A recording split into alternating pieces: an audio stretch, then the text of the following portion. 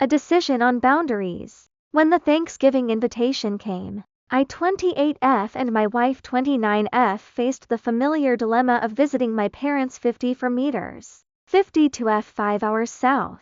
They love my wife and think she's wonderful, but as devoutly religious people, they are also openly homophobic and don't agree with my life choices. The issue, as always, was where we'd sleep. Despite us being married for 2 months, they still refused to let us share a room, citing their beliefs, the comfort of my younger sister, and various other excuses. They've allowed my married sister and her husband to share a room for years, making the double standards painfully clear. In the past, we'd simply rent an expensive Airbnb, but this year, with money tight and the added cost of boarding our dogs, I told them the trip was contingent on being allowed to stay together. When they called to say no, I explained that the financial constraints meant we couldn't come. That's when they offered to pay for the Airbnb. I thanked them, but told them we still wouldn't be coming. The truth is, the money was a distraction from the real problem.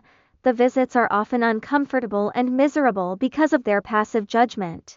I'm tired of being the doormat they guilt trip, and I refuse to be the spouse who puts my parents' outdated comfort before my wife's well-being. They're calling me stubborn and digging my heels in, but I'm standing firm, refusing to be treated like an unruly teenager anymore.